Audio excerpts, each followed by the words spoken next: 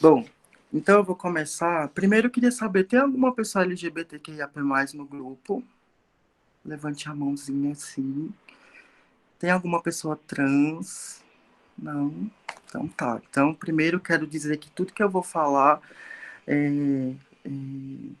assim, vem a partir de vivências, né, de experiências, de contatos com outras pessoas, com outras realidades, né? É uma pena que nós não tenhamos uma pessoa trans aqui, que já é um fato para a gente pensar também, e a gente vai desenvolvendo esse assunto, tá? Primeiro, eu queria que a gente fizesse, eu preparei um exercíciozinho só para a gente entender, tentar se aproximar um pouquinho dessa realidade. E aí, o que eu pensei? A gente só vai precisar da mãozinha mesmo aqui. Eu quero que vocês peguem a mãozinha de vocês, coloquem aqui assim na frente da telinha, tá? E aí, o que acontece? É, cada... Eu vou fazer algumas perguntas, e aí nessas perguntas, toda vez que você tiver passado de verdade por uma situação como essa, você vai abaixar um dedinho. Os meus dedos, eu não sei se dá para vocês verem, mas eu fiz um coração em cada um deles. Tá vendo? Então, essa minha mãozinha aqui representa a minha vida, tá? E cada coraçãozinho desse é como se fosse uma parte da minha vida. Então, toda vez que eu abaixar um dedo, é uma morte. Até vamos ver quem que vai sobreviver, tá bom? Então, se aconteceu, seja sincero. Pensa na sua vida, pensa na sua realidade. E se isso já tiver acontecido com você, por esses motivos, você abaixa o dedo. Se não, você fica tranquilo com o seu dedo levantado. Todo mundo entendido? Então, beleza. Por que, que a gente vai fazer essa dinâmicazinha, essa brincadeirinha? Para a gente tentar. Não tem como a gente falar de pessoas LGBTQIAP+, sem a gente se aproximar dessa realidade e tentar entender todos os atravessamentos que essas pessoas vivem, que nós vivemos. Então, essa é a proposta. Então, eu vou começar. Todo mundo com a mãozinha aí. Primeira pergunta. Já em alguma situação da sua vida negaram chamar você pelo seu nome? Tipo assim, seu nome é Joana. Aí você chegou no hospital. E falou, meu nome é Joana. E aí as pessoas não respeitaram o seu nome. Se isso já aconteceu com você, abaixa a sua mão. Um dedinho, só. Beleza. Segunda pergunta. Essa é uma situação real que já aconteceu comigo, tá? Se isso já aconteceu com vocês, abaixa o dedo. Você foi no clínica médica, estava com dor de barriga. E aí foi lá no médico, e o médico falou assim: você tá sentindo o que, doutor? Eu tô com uma dor de barriga, assim, diarreia, tô sentindo essas coisas. E ela me pediu um exame de HIV. Isso já aconteceu, comigo já aconteceu, então eu já vou baixar um aqui, porque essa situação foi real, comigo. Segunda. Terceira.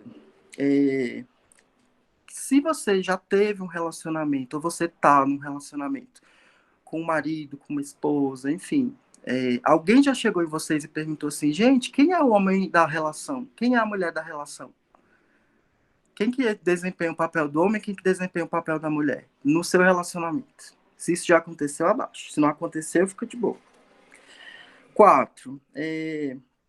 Você já precisou ou foi cobrado de assumir a sua sexualidade publicamente nos espaços, no trabalho, na família, na igreja? Alguém já chegou assim e perguntou para você ou exigiu que você assumisse a sua sexualidade? Tipo assim, olha, gente, eu vou chegar aqui hoje no almoço de família, eu tenho um comunicado muito importante para fazer.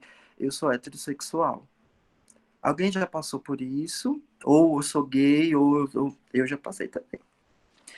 Então tá. Eu já tô só com dois, não tô contando, eu tô quase morrendo. E não tava contando, mas eu só tô com dois. Vamos lá. Outra pergunta. Você já estava com seu namorado, com seu marido, com a sua esposa, ou com um peguete, andando na rua, e você evitou o contato com ele? Ou, tipo assim, estava de mão dadas e soltou, estava no cinema e não abraçou, queria dar um abraço, um beijo, e não fez com medo de apanhar, com medo de ser xingado. Já aconteceu comigo também. Ixi, tem gente aí que só tá com... Vamos lá. Outra. Já submeteram vocês a rituais religiosos severos assim, para curar você de uma suposta doença? Morri. Não sobrou nenhum. Pois é, gente. Então, vamos observar aí. Teve gente que ficou com a mão inteira. Teve, né? Pois é, pode abaixar, pode descansar a mão, tá bom? Esse exercíciozinho simples é só para a gente se aproximar dessas vivências, né? Dessas realidades tão duras que nós, pessoas LGBTQIAP+, enfrentamos. E isso tudo influencia muito na nossa saúde mental, muito, né? Imagina só o que é você amar uma pessoa e você não poder andar com ela de mão dadas em público. E não é só por andar de mão dadas, não é uma coisa romântica. A gente não faz isso com medo de apanhar, com medo de agredirem a gente, com medo de, né, de nos matarem. Então é um medo constante. Então, tipo assim, isso já é um dado. Falar sobre saúde LGBTQIAP+, saúde mental, é falar sobre medo. Nós vivemos com medo. Um medo, assim, generalizado. De andar na rua, de se expressar, de ser verdadeiramente quem nós somos, de expressar a nossa identidade.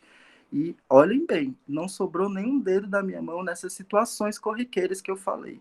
Porque eu sou um homem cisgênero, tá? Eu sou um homem que me identifico com o meu sexo de nascimento, com o sexo que me foi designado no nascimento, e eu ainda sou branco.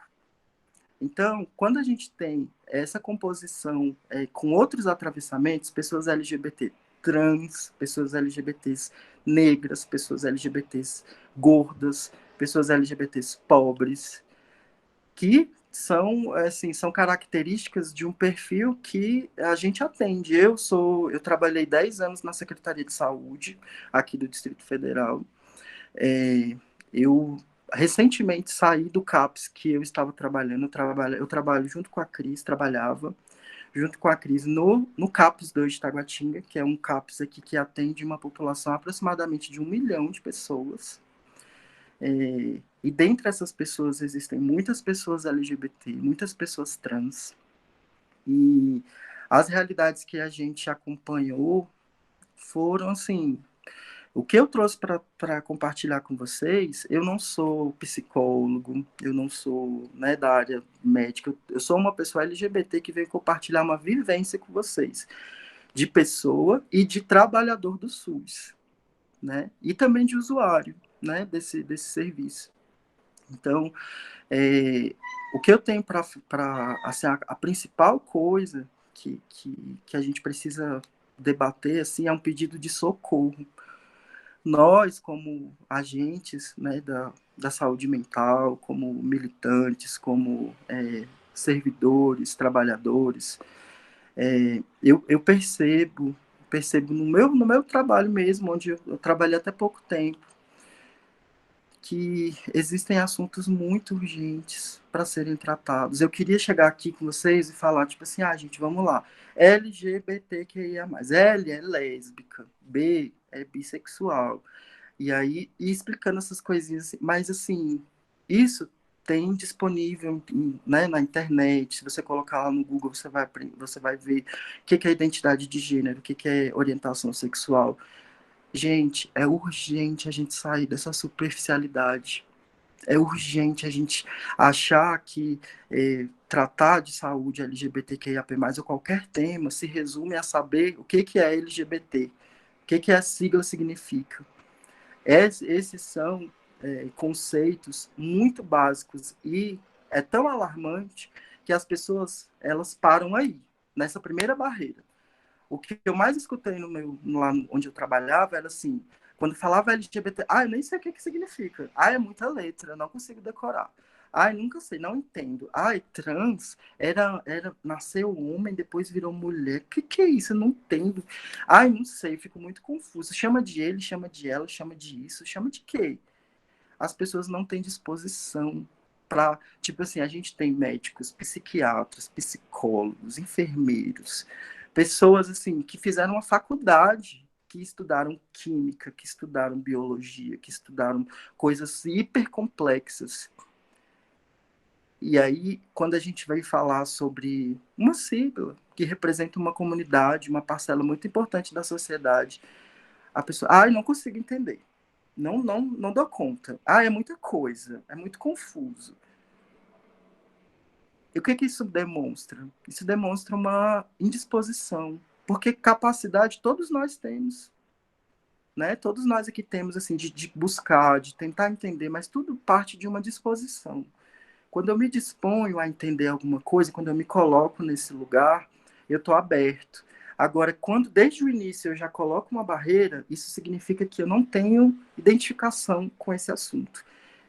E aí, essa não identificação, ela denota e ela mostra, ela revela diversas coisas muito tristes, né? Que é a discriminação, que são as pessoas que, tipo assim, elas têm que conviver com a gente, mas elas não concordam com as nossas escolhas, com escolhas não, com a nossa condição, com a nossa existência, por motivos religiosos. Isso não é de Deus, isso não é natural. Deus criou o homem e a mulher. São só esses tipos de argumentos que a gente recebe. Pessoal, eu saí do CAPES de Taguatinga porque eu não aguentava mais. Eu não aguentava mais sofrer homofobia institucional e ver a homofobia sendo reproduzida nos pacientes. Quantos e quantos casos nós acompanhamos de pessoas que não conseguiram progredir na saúde mental? Naturalmente, isso já é um desafio para qualquer cidadão, ter um atendimento de saúde pública. E aí, quando essa pessoa é LGBT, quando essa pessoa é T, quando essa pessoa é trans, é muito, mas é muito mais difícil. E eu tô falando, gente, de coisas básicas, que eu fiz essa brincadeirinha no início para que a gente consiga se conectar, porque não é possível. Assim, a gente nunca vai saber, por exemplo, que uma travesti negra passa, trabalhadora do sexo.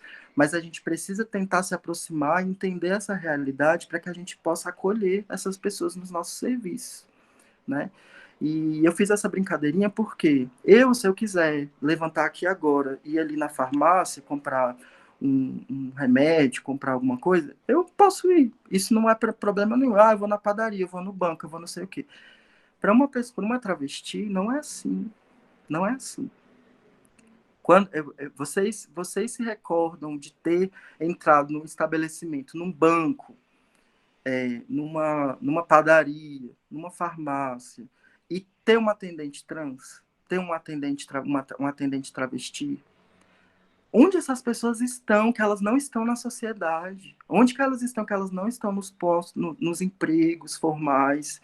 Por que que quando eu vou contratar um advogado não tem nenhuma trans? Por que que quando eu entro num grupo de militantes de saúde mental não tem uma pessoa trans? Cadê elas? Cadê eles? Onde eles estão?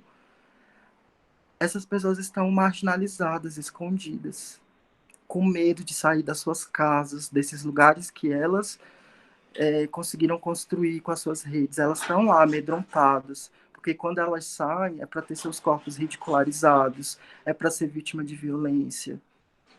Então, é uma realidade alarmante e a gente precisa urgentemente sair da superficialidade. A gente precisa parar de debater assuntos básicos, assuntos como significado de sigla, o que é orientação sexual, identidade de gênero. Gente, não tem problema nenhum se eu estou falando essas coisas e por algum acaso você não sabe do que se trata. Tudo bem, tá? O que eu estou trazendo aqui a proposta é que nós precisamos nos atentar para esse tema. Se você não sabe, tá tudo bem. Mas assim, é importante buscar esse conhecimento, buscar essa empatia de tentar se colocar, entender essa realidade do outro, para que a gente possa potencializar as nossas ações. Eu estou saindo desse serviço extremamente adoecido, desrespeitado, desacreditado. Assim, é muito triste. Eu fui expelido. Eu passei no concurso igual todo mundo lá. Eu sou um servidor muito dedicado, assim, faço todas as minhas atividades com muito comprometimento, sou militante, e o serviço me expeliu. Ele me expeliu. As pessoas, a composição da equipe, né, ela era de maioria de bolsonaristas.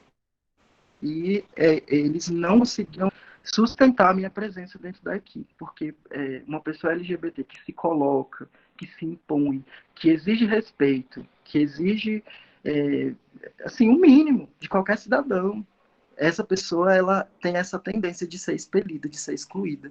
Então eu era visto como encrenqueiro, reativo, agressivo. Só que as pessoas não paravam para ver as agressões que elas estavam reproduzindo dentro do serviço, né? Os próprios profissionais que estavam ali para, tipo assim, acolher, para orientar, para, né, dar ali um direcionamento para aquela pessoa em sofrimento, eles não estão preparados. Eles não estão preparados. E aí eu faço essa pergunta para vocês e faço para mim também. Você está preparado para receber uma pessoa na sua frente, uma pessoa LGBTQIAP+? Você sabe o que isso representa? Você sabe o que essa pessoa conseguir chegar na sua frente, dentro de um serviço de saúde, para ela conseguir chegar na sua frente, para ser atendida, para pedir algum auxílio, alguma coisa, ela enfrentou muitas barreiras. Muitas barreiras. E é muito triste quando eu via essas pessoas chegando. Eu sou administrativo, né? Dentro da secretaria eu sou administrativo, então eu ficava no atendimento, ali na triagem, na janela. Então eu via as pessoas chegando e eu ficava desesperado. Eu falei, gente, essa pessoa é LGBT. Eu tenho que direcionar ela para um profissional que tenha sensibilidade. Porque se ela cair com fulano, com ciclano, ai, vai ser horrível. Não vai. Aí eu ficava assim, ansioso e apreensivo, tentando identificar essas pessoas para poder direcionar elas para a Cris, que eu sabia que ia poder atender, né, com uma sensibilidade maior, porque a gente já recebeu pessoas trans que foram desrespeitadas. A pessoa chegou, ó, meu nome é Angel, e a profissional insistiu em chamar pelo nome de registro, com o argumento de, nasceu com pênis, é homem, então eu vou chamar de João, vou chamar o nome que está aqui na identidade. Essa pessoa não voltou, gente, ela não voltou. Ela vinha de uma tentativa de autoextermínio recente. Como que eu pego uma pessoa com tentativa de autoextermínio recente e coloco, submeto ela a esse tipo de humilhação? E o motivo era justamente por causa da identidade dela. Essas pessoas, elas são constantemente jogadas no lixo, jogadas.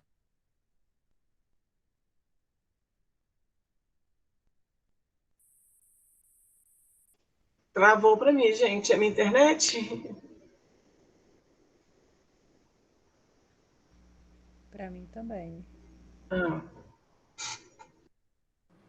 Ele vai entrar novamente. Travou. Ele caiu.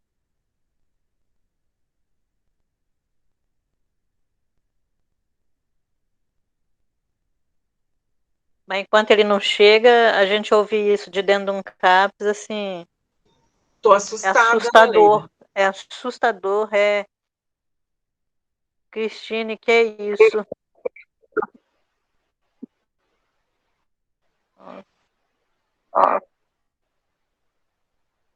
Desculpa. Voltei, tá me ouvindo? Beleza, desculpa que tecnologias aqui, né, dão esses problemas às vezes. Gente, eu ouvi quando eu cheguei na sala algumas pessoas falando, estou assustada. Vocês ainda não viram nada, nada. Eu vou falar para vocês agora de cair, vou nem falar, porque é de ficar assim de boca aberta, tá? Porque agora eu vou vir com dados, tá? Com informações. Eu estou aqui, gente, com um documento. Esse documento aqui se chama dossiê. Eu não sei se alguém já conhece, mas isso aqui é uma coisa muito triste, tá? Isso aqui é um dossiê que é organizado pela sociedade civil mesmo, organização de pessoas trans. Ele é de autoria da Bruna Benevides e da Sayonara Nader, que são duas mulheres trans. E esse dossiê, ele foi criado por quê? Pela necessidade da própria comunidade LGBT mais trans de notificar e registrar os assassinatos de pessoas trans no Brasil. Por quê? As pessoas trans, elas são desrespeitadas desde quando desde sempre, até o dia da morte. Os assassinatos de pessoas trans, eles são notificados da seguinte forma, muitos deles: homem vestido de mulher é morto. Ou seja, e muitas vezes usam, inclusive, o nome de registro. Nem na hora da morte essas pessoas têm a sua identidade respeitada. Os veículos de comunicação, quando eles notificam, eles ou colocam o nome de registro, ou não colocam, ou colocam isso, homem vestido de mulher. A polícia não está preparada, a saúde não está preparada, a assistência não está preparada, nem um lugar está preparado para falar disso aqui. Ó. Isso aqui, as pessoas tiveram, essas pessoas, esses militantes, esses estudiosos, eles se reúnem todos os anos para vasculhar todo o Brasil atrás dos assassinatos de pessoas trans. Porque o Brasil, no ranking mundial, ele é o primeiro país do ranking que mais mata pessoas trans no mundo. No mundo inteiro. Aqui é o lugar que mais se mata pessoas trans. Eu anotei alguns dados aqui para a gente poder pensar sobre isso. E, gente, mil desculpas de estar, tipo assim, falando uma coisa tão... Eu preciso, se eu estou tendo essa oportunidade, eu preciso chamar a atenção de vocês, porque a gente pede socorro. É socorro. É alarmante. Não dá mais para a gente... Não é, sabe... Não tem mais, assim, para onde não tem como justificar, não tem, a gente precisa agir, a gente precisa fazer algo. Mas vamos lá, vou mostrar para vocês os dados alguns dados que eu anotei aqui desse dossiê, né? Lembrando que isso aqui é feito para notificar, para registrar os crimes, os assassinatos de pessoas trans no Brasil, porque os órgãos que são responsáveis por isso não fazem a notificação. E aí, quando a gente precisa desses dados, né, para implementar políticas, não tem. Não tem. Por isso que eles fazem isso aqui. E aí, olha só, em 2019, foram 124 assassinatos de pessoas trans. Desses 124 casos, somente 11 foram registrados. Ou seja, 8% desses crimes tiveram registro. Não significa que foram solucionados, que os criminosos foram presos. Somente teve registro. E dentro desses registros, teve os registros assim: homem morto, homem vestido de mulher foi morto. Pouquíssimos fazem o registro correto, tá? E aqui, nesse documento, eles fazem esse registro, esse levantamento pelas regiões do país. Tipo assim, quantas pessoas trans morreram na região norte, nordeste? A região nordeste é a campeã de assassinatos de pessoas trans. A cidade que mais mata pessoas trans é São Paulo, onde mais morrem pessoas trans. E nesse documento, ele está no site da ANTRA, que é uma associação nacional de pessoas, de mulheres, né, travestis, transexuais. Lá tem todos esses estudos, acho que desde 2018, que eles vêm fazendo isso sistematicamente. Em 2020, ano passado, a gente teve um aumento de 124 no ano anterior, foi para 184 assassinatos, tá? Nesse ranking que eu falei para vocês, o Brasil ele ocupa a primeira posição. O terceiro colocado desse ranking é os Estados Unidos, que é um país que tem a população quase 50% maior do que o Brasil. O Brasil acho que tem 200 e pouquinhos milhões, e os Estados Unidos é 327 milhões. E nós estamos na frente desse país em assassinato de pessoas trans. E a nossa porcentagem de vantagem com a relação ao terceiro lugar é de 50%. Então, gente, esses dados são alarmantes. E tudo isso, junto com esses dados tão tristes, nós somos o país que mais consome pornografia transexual na internet. Os cliques, os acessos à pornografia de pessoas trans, de mulheres trans, é o maior acesso também do mundo. Olha que contradição. Esse homem que consome a pornografia, que consome o programa das mulheres trans, que muitas delas, a opção que sobra para essa pessoa que não pode circular na sociedade, que não consegue ir numa padaria, ir num serviço de saúde, porque é, é é ridicularizada, é excluída, sofre todo tipo de violência. Essa pessoa, o que, que resta para ela? A margem, a noite, o escuro, o esconderijo, o viaduto escuro, onde ela vai ali para se prostituir, conseguir se sustentar, porque o trabalho com o sexo ainda é o trabalho mais acessível para pessoas trans. E se essas pessoas já são violentadas em situações, né, cotidianas, imagine numa situação onde ela está a serviço sexual do principal agressor, porque eu esqueci exatamente a porcentagem, mas uma porcentagem de tipo assim, mais de 90% dos assassinatos são cometidos por homens. Né? Então, assim, esse homem que consome a pornografia, esse homem que consome o programa, esse homem que mata também. E, assim, agora, se preparem, porque o negócio vai ficar pesado, tá? E eu preciso falar isso para vocês, 1000 perdões, tá? Por estar trazendo esse tema, assim, de uma forma tão... Mas eu preciso fazer isso, porque é pra gente ficar chocado mesmo. Não tem outra maneira. Se a gente não se chocar, esse documento aqui, ele traz algumas informações também muito pesadas. As pessoas trans, elas não são somente assassinadas, elas são assassinadas com requintes de crueldade, tá? Elas são assassinadas com requintes de crueldade. Então, nesse estudo, um dos dados é 47% desses casos, né, de assassinatos, eles têm uma frequência comprovada, né, de golpes.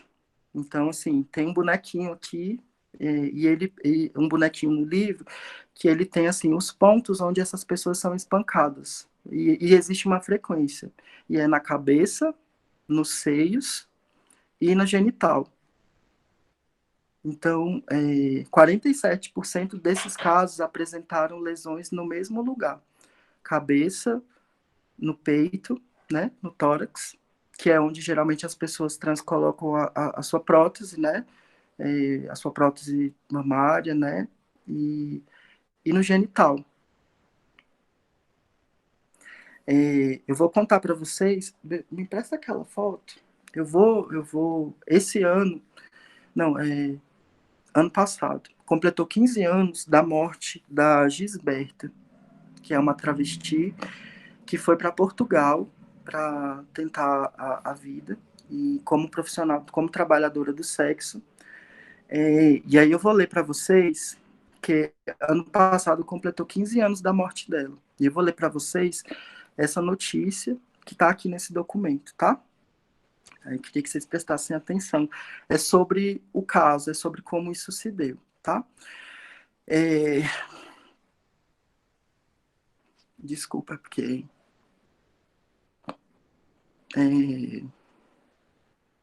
a Gisberta, ela é uma travesti que foi para Portugal. E lá em Portugal existia uma escola católica só de meninos. E esses meninos, eu vou ler aqui. Algum tempo depois, os garotos contaram a colegas sobre Gisberta. Isso, o crime já tinha acontecido.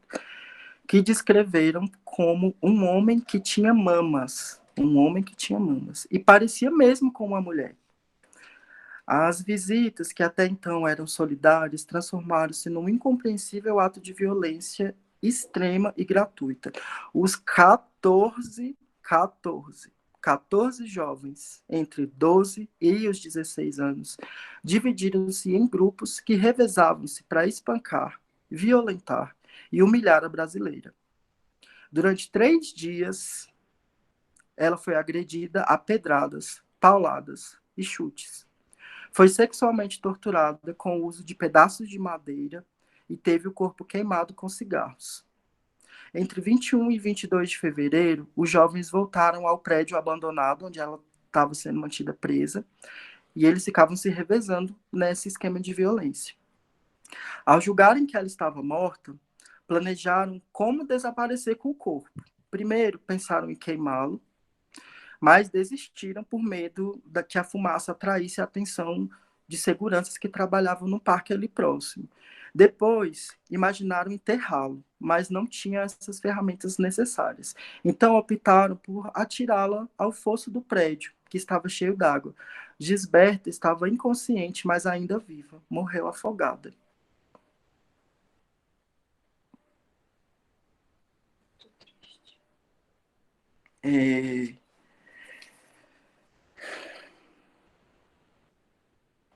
Em 2019 e 2020, as pessoas trans mais novas que foram assassinadas, elas tinham entre 13 e 15 anos.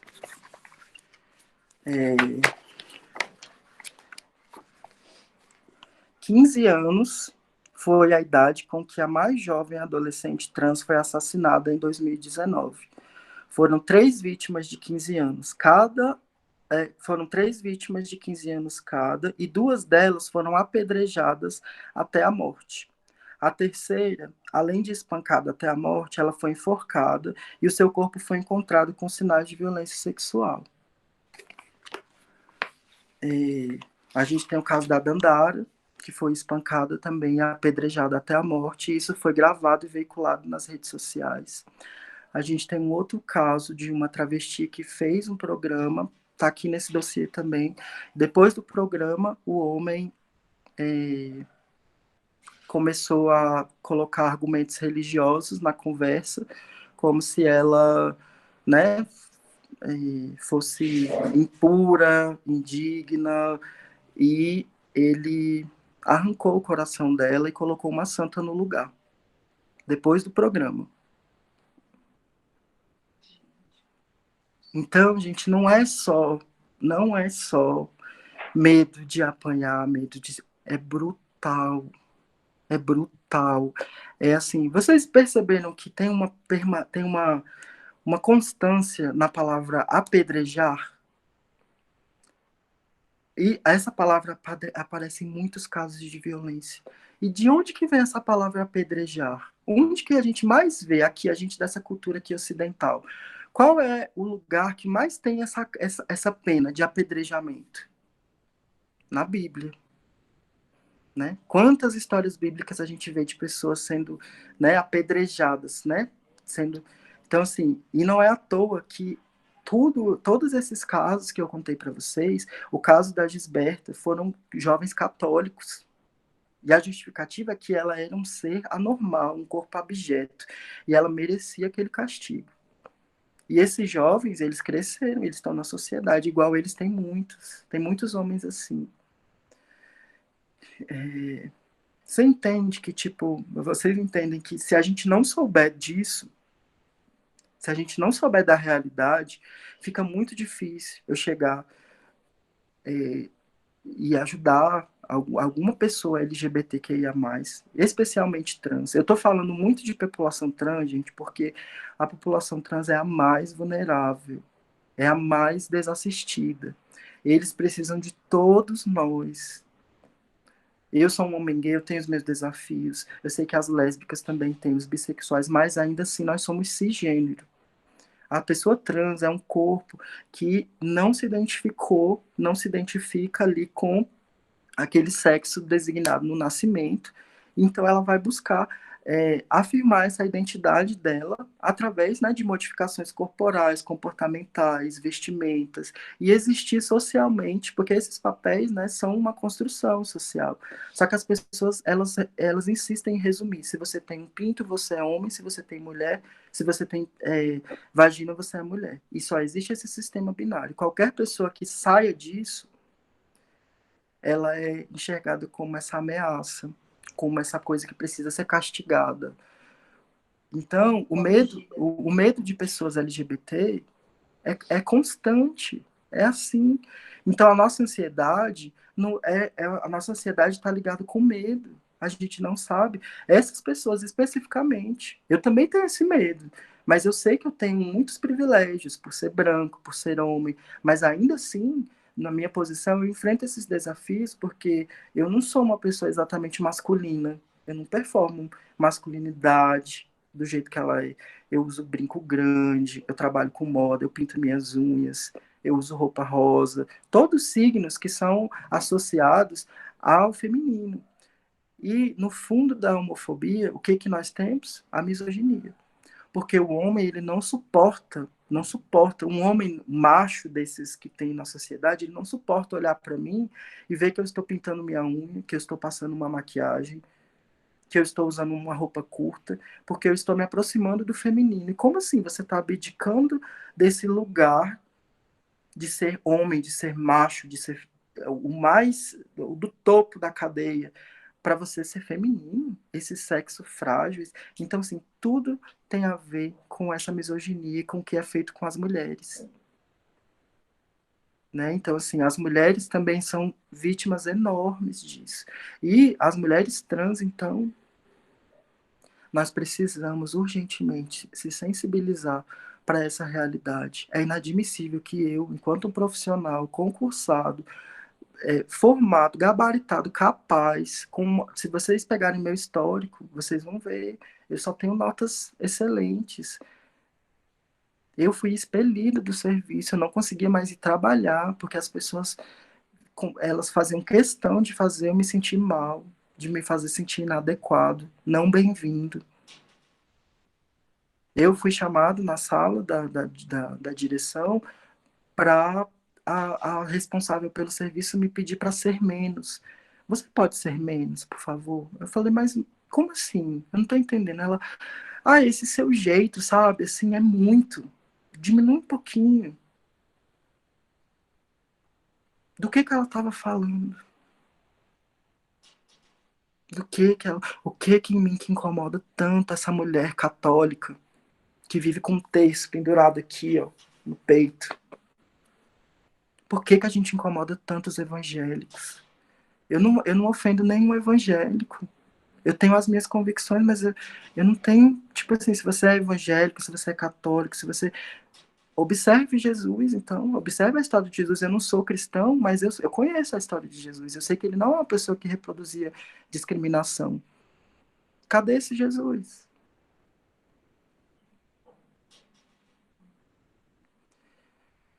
Gente, é um desafio muito grande. E se não for a gente para fazer alguma coisa, eu não sei quem vai.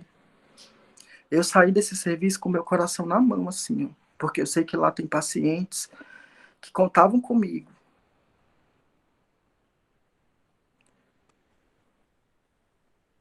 Que eles sabiam que lá dentro eles podiam me encontrar, entendeu? E falar que eu ia entender, porque eu sei do que eles estão falando. Eu praticamente fui expulso, eu fui obrigado a me retirar. Isso eu estou falando para vocês de um âmbito profissional, de um serviço público. As pessoas LGBT, elas são convidadas constantemente a se retirar da vida. Por isso que as taxas de suicídio, de tentativa de autoextermínio são tão grandes entre essa população. Eu mesmo, eu tenho 3 tentativas de autoextermínio e todas estão relacionadas a não me sentir pertencente ao mundo, à minha família, aos lugares que eu ocupei. Chega ao ponto de você pensar assim, gente, eu sou tão inadequado que não tem sentido eu existir, não tem sentido. E muitas pessoas LGBT, elas chegam com esse questionamento pra gente. Eu não quero mais viver, não faz sentido eu viver. Eu não sou respeitado, as pessoas não me chamam nem pelo meu nome, elas me respeitam. Eu sou tratado igual um lixo, igual um lixo. Por que eu vou querer existir?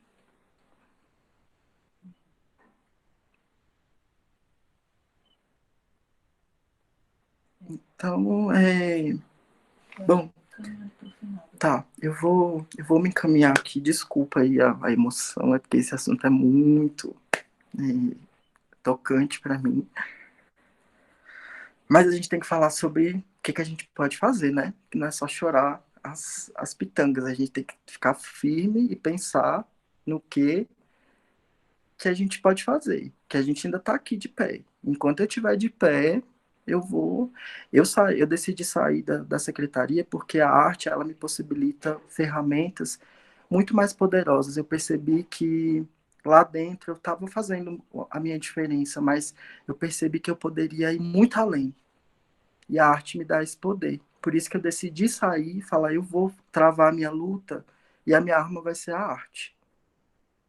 E bom, falando agora sobre coisas que eu acredito que a gente possa fazer nas nossas realidades. Primeiro de tudo, responsabilização. Não podemos mais ser coniventes com comportamentos discriminatórios em nenhum espaço. Em nenhum espaço. Não podemos ouvir o nosso tiozão falar que viado é isso, que viado é aquilo, que sapatão é isso, que travesti é isso. Não podemos mais ser coniventes com esses comentários, porque a violência mora aí. Quando a gente ouve alguém xingando, falando, fazendo um comentário discriminatório e a gente não fala nada, a gente está chancelando aquilo ali. Não sejam coniventes. Se alguém falar algum absurdo, posicione-se. Posicione-se. Fale: olha, essa fala que você está tendo, não é brigar não, gente. Não é arranjar confusão, não. Mas é conversar com a pessoa e falar: ó, não fala assim. Isso é tão problemático. Você sabia que existem seres humanos atrás desses rótulos? Que eles têm sentimentos. Então, assim, responsabilização não é só chegar e conversar, não. Mas é tipo assim, ser solidário. Gente, eu fui xingado nesse último final de semana na rua. Fazia um tempo que eu não era xingado na rua. Mas eu fui xingado 3 vezes por 3 pessoas diferentes na rua. Assim, eu só tava andando, só tava no lugar. E fui xingado de viado, de gordo, de maconheiro, safado. Então, assim, qualquer corpo que fuja desse padrão, né, hegemônico, ele é alvo de violência. E a gente precisa começar a responsabilizar essas pessoas. Nos nossos serviços, a gente precisa começar a responsabilizar. Eu fui muito retalhado no CAPS que eu trabalhava, porque eu ia em cima da pessoa. Falava: você é um profissional, você recebe para isso, você é um agente do Estado, você não pode ter esse tipo de comportamento. E a gente precisa responsabilizar essas pessoas para que elas se localizem, porque eles acham que, sim, que não tem nada. Homofobia é crime. É crime. Se você vê alguém cometendo um crime na sua frente, tu vai ficar calado. Então, assim, esse é um dos caminhos, responsabilização. E essa responsabilização, ela passa por uma tomada de responsabilidade. Se a gente não entender que isso é responsabilidade nossa, enquanto cidadão, enquanto pessoa cisgênero, enquanto heterossexual, enquanto branco, a gente precisa tomar essa responsabilidade pra gente, a gente precisa assumir esse BO. Não dá mais pra gente ficar de braço cruzado, não dá, entendeu? Tome essa responsabilidade também é sua, porque eu tenho certeza que você tem um amigo, que você tem um conhecido, um colega de trabalho, alguém LGBT na sua rede. Então, sim nossa responsabilidade cuidar dessas pessoas. E outra coisa, agora falando assim, como movimento social, como sociedade civil, existe, gente, uma política nacional de saúde para a população LGBT. É uma política nacional. E ela não tem desdobramentos expressivos nos estados. A gente precisa cobrar que essas legislações sejam implementadas e sejam detalhadas, porque lá essas políticas nacionais, elas são muito genéricas, né? E cada estado, cada região tem a sua realidade. A gente precisa fortalecer essas vozes que estão lutando para implementar essas políticas, né? Então, pressionar, fazer propostas de como que esses desdobramentos dessa política podem se dar dentro do meu serviço, dentro do lugar que eu atendo, porque a gente precisa desse amparo, né? Desse amparo legal, né? Graças a Deus, a homofobia já é crime, mas há pouquinhos anos não era. Não era. Esse absurdo não era criminalizado, né? E, assim, eu poderia falar, gente, várias e várias horas sobre esse assunto, que eu tenho muitas coisas, assim, de vivências como profissional, como pessoa para falar. Tem diversos atravessamentos sociais, de raça, de gênero, que são importantíssimos para esse debate. Mas, assim, a Cris já falou que eu vou me encaminhando aqui para o final. Então, novamente, eu queria me desculpar com vocês por ter trazido uma fala tão chocante. Não sei se era essa a expectativa de vocês, mas eu tenho que assumir essa responsabilidade. Assim como eu falo para vocês, eu preciso também assumir. Eu não posso colocar isso embaixo do tapete. Se tem alguém com quem eu devo conversar sobre isso, esses alguém são vocês também, né? Porque assim eu multiplico essa indignação, eu multiplico esse medo, essa consciência para que esse incômodo se instale e a gente consiga, a partir disso, produzir alguma coisa, tá? Então, eu agradeço de novo pela oportunidade, pela voz, pela visibilidade e me coloco à disposição para a gente conversar sobre esse assunto, para vocês fazerem perguntas. Não precisa, assim, pode fazer qualquer tipo de pergunta, da mais básica à mais complexa. Se eu não conseguir responder, a gente junto vai procurar alguma solução para ver. Mas, assim, o momento é esse e eu tô, assim, super aberto e disponível para vocês, tá bom? Muito obrigado por vocês me escutarem.